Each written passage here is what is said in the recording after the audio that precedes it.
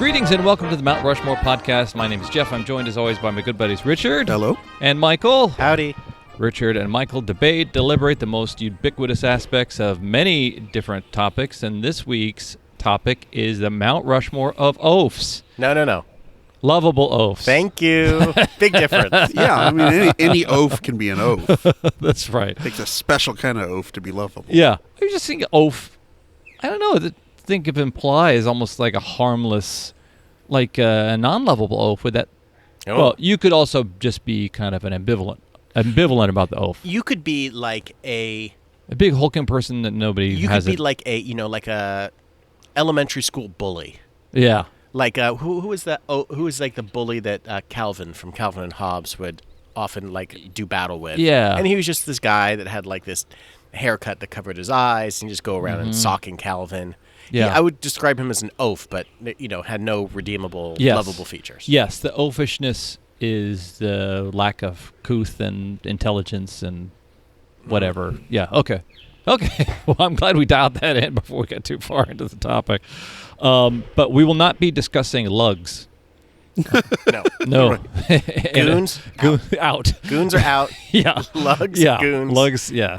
Maroons. No lunks. Maroons? Yeah, no maroons. If somebody does bring up a lug, a lunk, a maroon, or goofs, Just set off the lug alarm. the lug alarm. Yeah. Just ring that bell. Ding, ding, ding, ding, ding, ding, ding. They have that at Any Planet sort Fitness, of don't they? any sort of what's his name? Bugs Bunny villain Yeah. would be like a Yeah. goon.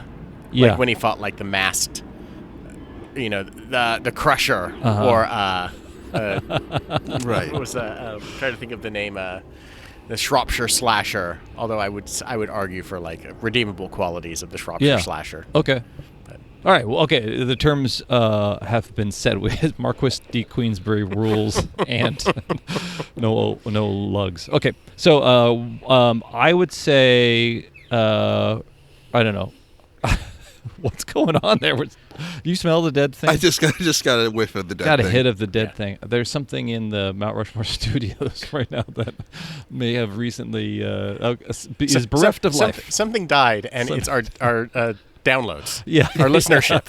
That's what we're smelling coming off the computer right now. Yes, our future as podcasters. Okay, Richard, oaf it up. All right, so my first choice is Wreck-It Ralph. Oh, wow. Great choice. That's a fun one. And mainly because John C. Reilly has the ultimate Yeah. oaf voice. Yeah, I mean, it is perfect voice actor casting. it is great. Yeah. I mean, if you want somebody to... Yeah. I can't do it, John C. Much like any other voice, I can't do it. I was interviewing the creators of that show, the director and co-directors, and one of them just in the middle of it started going, "Oh, I guess if my dad had a hammer, I got that lucky hammer." he started doing a perfect John C. Reilly. Like, That's great. yeah. You have to imagine they envisioned it as that voice, and then they're just like, "Oh, he happens to be available." Yeah. That's great. Yeah. I love the movie. I still haven't seen the second one. Yeah. I'm sure it's lovely and fine. Just fine. Yeah. But I love the first one. I love the concept that Wreck-It Ralph has enough self-awareness to know that he's an oaf, Yeah. but he doesn't know how to stop being an oaf. Mm-hmm. He doesn't have. He can't stop being clumsy and kind of too strong for his own good and too big for his own good and kind of just oafish. I just love that idea that, so I think a lot of times when we think of oafs as being sort of not self-aware, they're just sort of out there living their own life in this other plane that's just different from everybody else. And Ralph's keenly aware of that, and he knows how much that sets him apart from everybody else and makes him kind of different.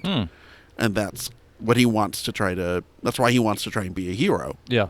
If you want to mix the terms oaf up with villain, somehow he wants it being lovable even though he is the bad guy. Yeah.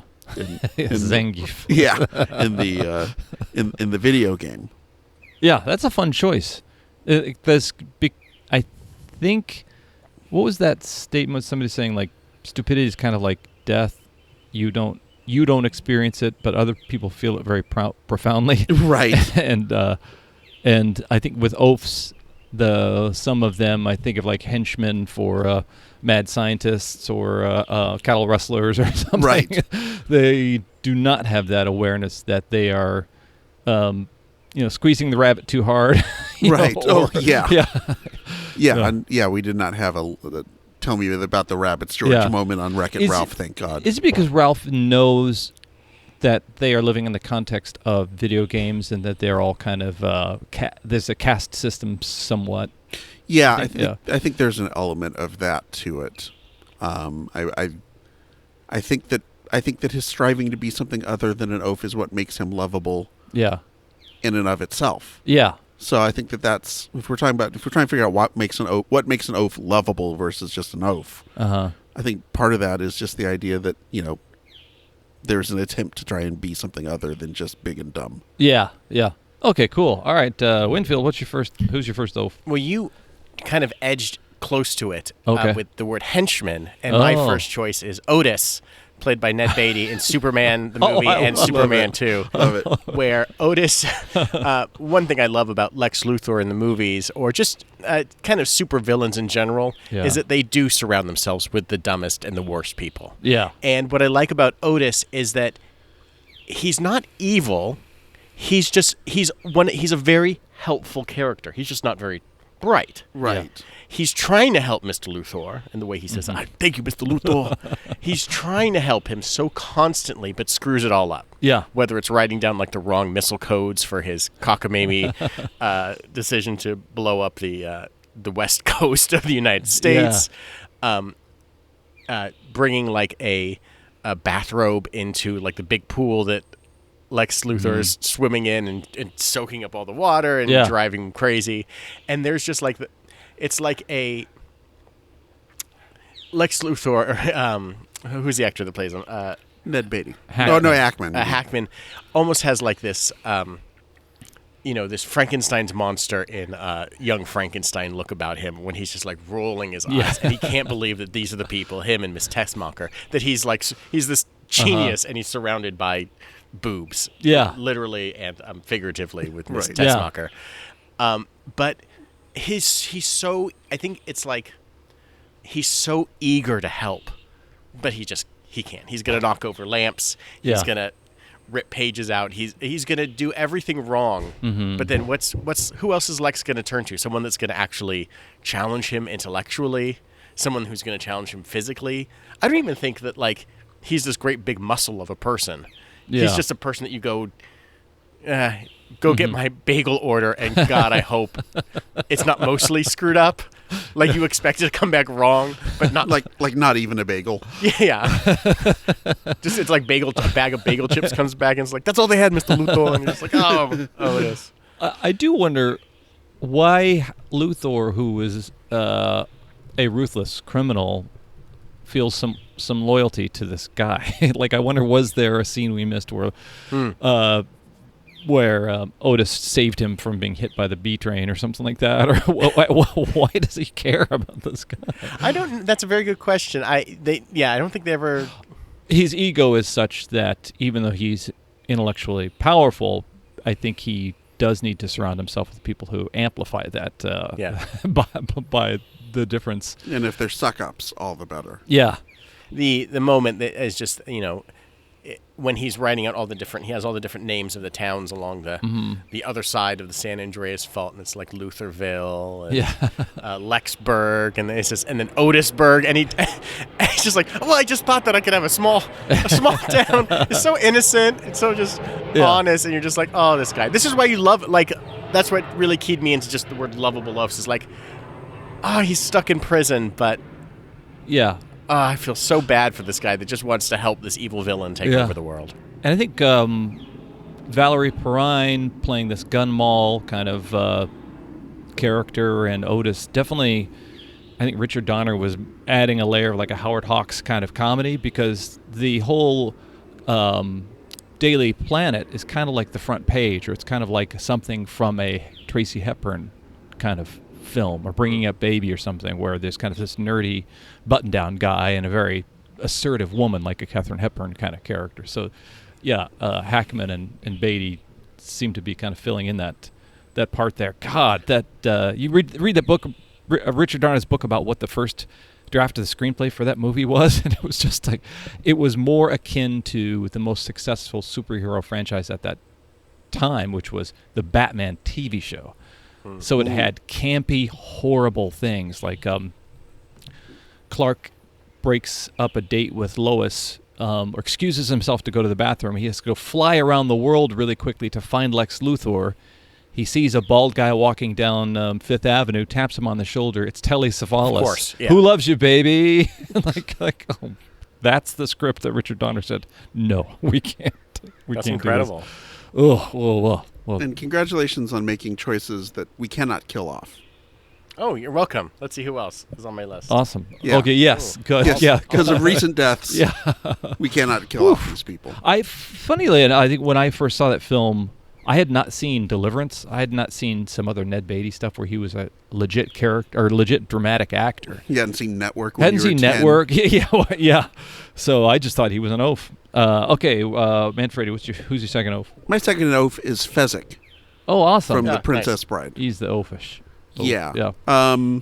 Played by Andre the Giant, who certainly was not an oaf in real life. Would be more of a brute Yeah. than an oaf. He is the brute's god. And Fezzik kind of falls into the Wreck-It Ralph category a little bit, in that Fezzik really, he doesn't want to. He doesn't want to be fighting people. He doesn't really want to be punching people in the head and knocking them out and smashing their brains around. He just wants to make rhymes. Yeah. You know? And he's been told his whole life how dumb he is, that he'll never amount to anything because he's so stupid. And, of course, it turns out, at the end of the movie, who's the one who has the good thought to get all the horses? Oh. It's Fezzik, of course. Yeah. Which is this nice little capper for him. Mm-hmm. But I just love this. I love Fezzik as a character. I think that he's, in the books and in the movie, in the book and in the movie, he's really portrayed as somebody who is striving, much like Wreck-It Ralph, is striving for something beyond oafdom. Yeah. And I think that's relatable. Because aren't we all, in some ways, don't we all kind of feel like oafs on the inside sometimes? Yeah. And we just want to like, hey, can I just not do this oafish and stupid thing that I know I'm going to do? Yeah. Can I just not do that, make that stupid choice? Yeah. So I think that's part of why we like to see our oafs have that redemption arc to them. I don't remember in Superman, I haven't seen Superman 2 in years. I can't remember if there's any redemption arc ever for Otis or if he just continues to be the goon. Unfortunately, with Otis, he's left behind by Lex Luthor and Miss Tessmacher in like the opening act. Like they have this elaborate scheme to break out of the prison, and Miss Tessmacher, or it's Otis and Luthor are in jail, and Miss Tessmacher comes down. She has this big hot air balloon. And Otis is like they turned him into a big fat guy. And I guess Otis was too heavy, and he kept trying to climb up the rope ladder to escape. And then Lex just kind of cut the rope ladder loose. And was like, well, no. Sorry. He's like, good luck, Mr. Luthor. That's unbelievable. It's like, okay. And they never address it again. I don't think he doesn't come back within Superman 2, and Superman 3 is the weirdest movie you'll ever see. And Superman 4 is just it's shit. We don't talk about that one. But no, he has no... He's just, I'm sure he's just happy in prison. He probably finds some other like super genius in there, to climb on to. Metallo's in there somehow, or Brainiac. Yeah. And it's just like, no problem, Brainiac.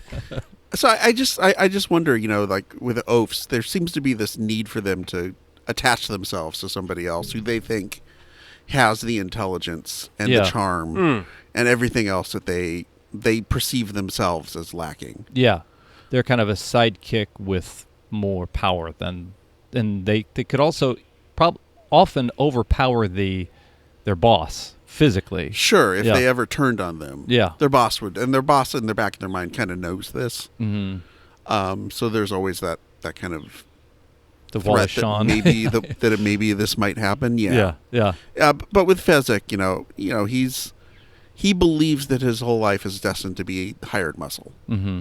And that's why he can't believe that he's got this opportunity to hang out with these people who don't treat him like a fucking idiot. Yeah. And that's why I think what engenders the loyalty he winds up having to Mm-hmm. Inigo Montoya and et cetera, et cetera. I wish I was more familiar with Greek or Roman mythology or character archetypes to know, but I think Shakespeare has a few characters that are like guards or gravediggers or people who are covering for act changes in the main plot line of the movie, who are sitting there bemoaning their lot in life and saying, I guess it's my fate, the stars have been cast and this is who I'm going to be. But I wonder who was the first oaf. I don't know. That's a good question. Yeah. Who was the historic? Was there any historical oafs Yeah. that it was based? That the first oaf was based off of? Biblical oafs. There must have been like a Like all the apostles in the Bible. there must have been like a dumb guy in like the Odyssey. Yeah. That was just like his name was like Duke or something. Yeah. Butch. Yeah. And you're just like, oh my god, here he comes again. Oh, jeez. He's the one that got us stuck on this island with his minotaur, whatever the shit's happening now. Fuck. Cut the rope for the boat and it sailed away. See you guys later. I'm gonna help out this bull guy over here. Mr. Hercules. Mr. Hercules. Okay, who's your second? Who's oaf? Deuce. My Oaf- second choice is the character Dauber from Oh. the TV series Coach. Oh wow. Michael Dauber. Haven't thought about him in a spell. Sure, 20 years probably. Yeah. Played by Bill Fagerbakke. I don't know quite how to pronounce his name because I've only Yeah. read it on screen. Yeah. And it was like, oh yeah, so Dauber. Okay. He is like the assistant coach to the Craig T. Nelson head coach. He's not even the assistant coach. He's the special teams coach, which must be a unfortunate play on his own, kind Intellectual of qualities. intellectual quality. But he carries that same thing that all of these lovable oafs do, is always try to be extremely helpful. Always trying to kind of getting everything wrong or being talked down to by the higher-ups. Certainly the head coach talks down, Yeah. he talks down to everybody, whether it's his daughter or his girlfriend Christine or the Jerry Van Dyke character, whose name I can't remember. I think his name was also Jerry. But he's just this guy that takes it and wears it because he's also an ex-football player Yeah. that went to that school. And I read a little bit about him, and I guess he basically just kind of stayed. He was like an ex-football player that just kind of stayed on the coaching staff and never quite graduated until like years and years later, and they find out that he has like 3 different degrees. He's taken enough courses to graduate like 3 times over. But he's just ultimately a really nice guy, even though he's a big dumb lug and talked down upon. But will occasionally, like I think a lot of kind of oafish characters like Fezzik will come up with a great idea. Will come up with a solution absent-mindedly. The secretly smart or the unintentionally smart character. Yeah, they're very clear on whatever they're trying to say, and that ultimately is, even though sometimes what they're trying to say is not smart at times. It's the little highs and lows. It's the highs that really stand out. Yeah. Did either of you picked a character from 8 Mile by any chance? No. Yeah. There's that Cheddar Bob, I think, is his character. He's the kind of oafish kind of guy who is part of, I think his role is to be whiter than Eminem. But I think right before the final battle, Eminem, or Rabbit's character, is nervous about what's going to happen. He thinks he's just going to get annihilated because the other character, the Anthony Mackie character, is pretty much just ruined his life outside of that venue. And Right. Cheddar Bob says, well, you know everything he's going to say about you. Yeah. And so Rabbit just says it all first. Right. But yeah, the oafish character kind of speaking, sharing the piece of brilliance or wisdom that nobody else has. So cool. Hey, we're at our halftime. Cruising. Look, we're lovable, aren't we? The Mount Rushmore podcast. I'm on con. Do us a solid. And don't let us go through these summer lows. Download, rate, and review past episodes. Put all the devices that you have on some kind of auto subscribe so that whether you listen to us or not, you download the episodes. We're all getting through this pandemic. We're all getting back to seeing our parents Yeah. and loved ones. Sneak onto your dad or your mom's phone. Yeah. Auto-subscribe. They don't know what they're downloading at all times anyway. That's right. My dad was talking about how he was using the WhatsApp app to talk to his aunt in England the other day, and I was like, "But how do you know? How do you know this? How do you?" And then it was 10 minutes of them trying to talk at each other back and forth. And he's like, "It's not. She's trying to talk. It's a thing." And I'm like, "God, I'm so glad that I downloaded. I signed him up years and years ago to download our podcast weekly. How many gigs of memory is just him not knowing the where podcast. they are? Yeah. God, I gotta check my By dad's the way, phone. sorry about the Euros, Chris. Oh well, this happens. It's a soccer thing. Okay. I'm sorry. I hope I didn't interrupt that, but I heard like a boop boop, almost like a phone was vibrating. Did somebody get a message or something? No. Okay. There's no problem. I just wanted to make sure that our recorder wasn't going. Nope. Tits up or something. Okay, cool.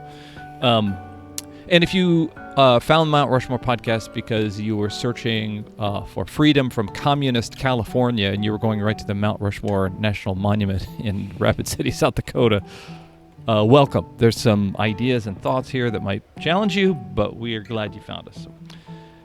We do get tagged on Twitter occasionally with somebody who is just talking about Mount Rushmore. Is that right? Just randomly tags 3 or 4 different handles that they think are Mount Rushmore related, like the official Mount Rushmore Twitter page, and then a few others. And take it. We'll be one of them, and I don't feel like correcting them. Yeah, no. Okay, so we are back. The topic is Lovable Oafs. We've got 4 great choices to start off with. And Richard is now going to share his third oaf. My third oaf is Huntz Hall. Oh, wow. From the Bowery Boys, or the Dead End Kids. Yeah. Also maybe known to me at first as the inspiration for Rick Nielsen from Cheap Trick. Yeah. Kind of his character on stage was sort of shaped by Huntz Hall in a lot of ways. So for people who don't know, Huntz Hall, there was a... I would be one of them. Yeah, so we will go into it. There was actually a play called The Dead End Kids. It's called Dead End. They're Dead End, thank you. Yeah. And he was one of the Dead End Kids.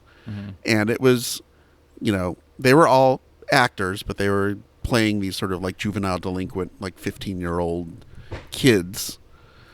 The play got adapted into a movie, and they just basically took the whole cast and just shipped them off to Los Angeles. And they wound up appearing in all these sort of as the Dead End Kids in all of these sort of 30s era, 40s era gangster type movies like Angels with Dirty Faces. Yeah. They're in that. They're if you needed a group of kids to really idolize the gangster anti-hero. Hey, Mickey, got any gum? Yeah. There you go, kids. Just to cut you off, just reading down his Wikipedia page is great of characters he's played. Glimpy Friedhoff, Glimpy McCluskey, Sailor, Glimpy, Private Caraway, Horace Debussy, Satch Jones. He's played that one. Looks like the most. It's incredible. It's pretty great. Yeah.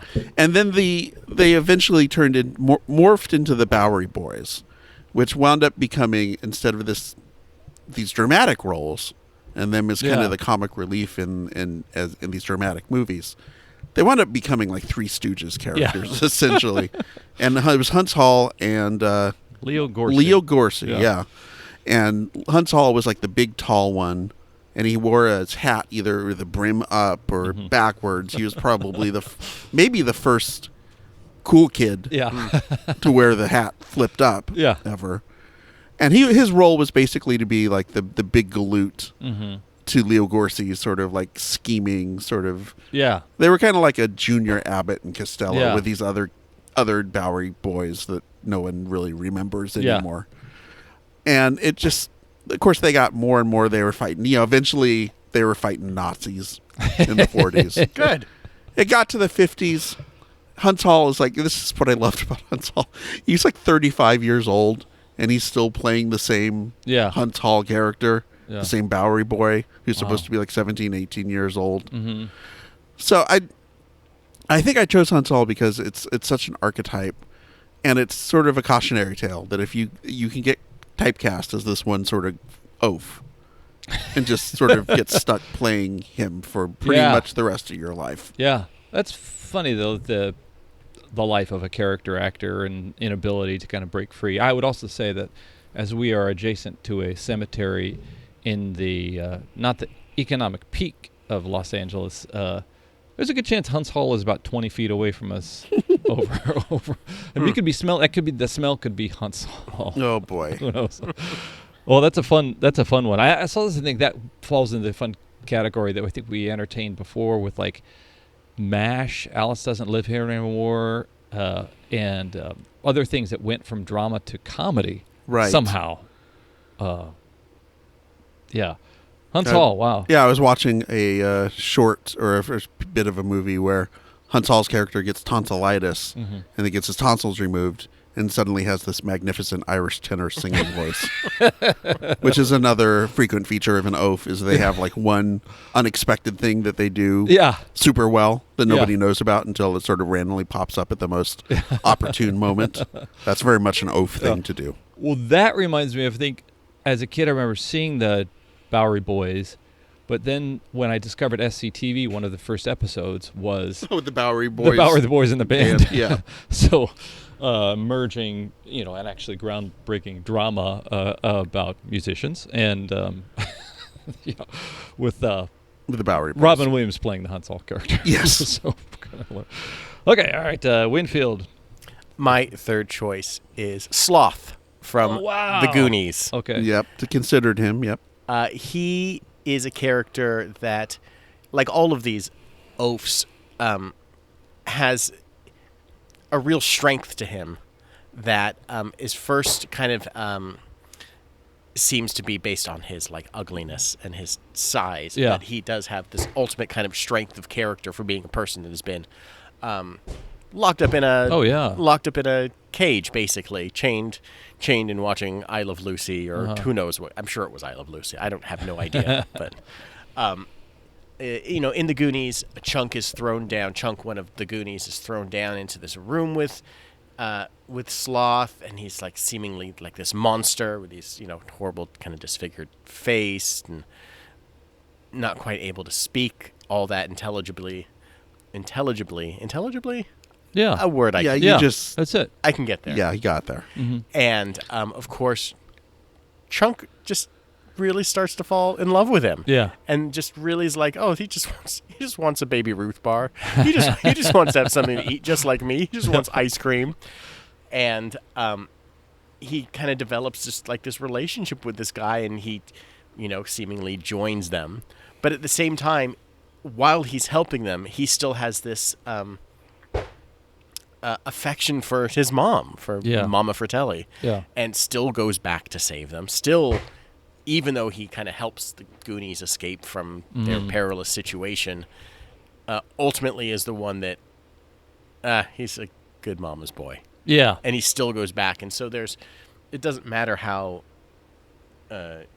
mistreated an oaf can be, they still have a sense of loyalty one way or the other. And I think that he's just great in that regard. That's an interesting kind of observation, is that the core of goodness that necessitates that they must help in any way they can, whether they're mistreated or not, or whether they're playing both sides of the coin in this case of helping the Goonies too. That was one of those films that just slipped by me. I was too old by the time I got to see Goonies to, I think, sit down and really kind of enjoy it. Appreciate it. Yeah, and some of the dialogue seemed to Corey Haim's. Corey, is he Feldman? Feldman. Wasn't Haim? Or were they both in it? No. Who was the kind of the foul-mouthed one? Was that Feldman? Feldman. Okay, sorry. Thank you. Sorry, Corey Feldman. Yeah. Anyway, yeah. That's awesome. Were you too old to play the terrible NES game Goonies 2, which wasn't in any way based on anything? No. Okay. No. That's a terrible game. Okay. Just checking your age here. All right, that's a good one. Okay, the final oaf. Final oaf from me. Del Griffith from Planes, Trains, and Automobiles. Oh, fun. And I think, unlike Wreck-It Ralph, Del has no understanding or idea at all that he's an oaf. Yeah. He doesn't. He is the oaf that is out there in his own plane. Yeah. Who just doesn't understand that his actions are oafish and are causing like harm and trouble for other people. Yeah. He just wants to help. Yeah. And he just wants a friend. Mm-hmm. And he's found somebody that he thinks he can help and be a friend to. And he is determined that he is going to help get this guy back home to Chicago. Mm-hmm. Even though he doesn't see that all of his actions are actually keeping him from getting home to Chicago and making the whole situation worse.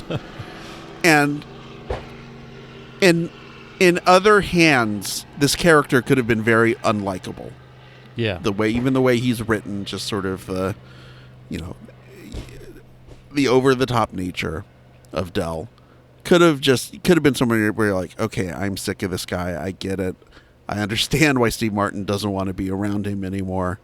But the fact that it's John Candy, and John Candy could kind of just turn on the kind of charm. Yeah.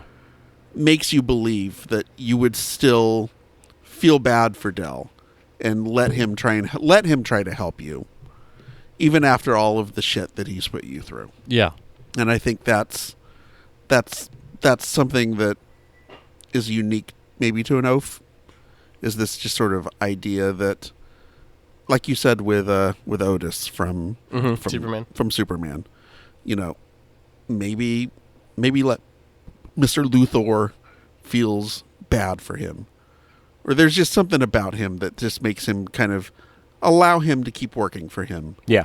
Even though deep down inside he's got to know he can go to Henchmen's R Us and pick up a better henchman. The henchman union could probably send over somebody a little bit better, and much the same way with Del. I imagine Luthor believes what Martin's character learns is that an oaf blunders his way through life for better or for worse, and that he often will blunder them out of a bad situation because I think of his innocence. Like people can just feel the hit of naivete coming off this person. There is something like you just said, the innocence of an oaf. Yeah. All of these characters pretty much that we have talked about are very innocent characters, and they have a strong sense of loyalty. Mm-hmm. I could see, though, if it was Belushi playing that, not that would have been a possibility, but no, it would have. Even Blutarsky has this kind of edge to him that almost seems. Belushi just seems dangerous, right? And there's a reason why Neighbors didn't work. When you've got Belushi playing the straight man, it's not going to work. And there's any number of actors who probably you could have envisioned to some extent in the role, but there would have been, like you said, this sort of edge to it, or this sort of maybe this meanness crossing over into it. And John Candy is able to play someone who, all I can think of is the Johnny LaRue character from SCTV, who does horrible things sometimes, is an insensitive clod, but he's so charming, and just you want to give him a hug, no matter what. I forget who it was. It was a writer. I think it was an SCTV writer, because I don't think it was another cast member that were talking about being assigned to go write a sketch with John Candy, and he was just Del Griffith the whole time. Like, we got to write this sketch, John. I will write a sketch after you catch a fish, because he has a lake on his property. And so they fish for 5 hours, and he hasn't caught a fish. Okay, well, let's go write the sketch. Let's go write the sketch after you see every car I've ever owned. And he's got a garage that has every car that he ever owned. And so this guy is like on this fool's quest with John Candy. That's funny. Yeah. All right, Michael. Final oaf.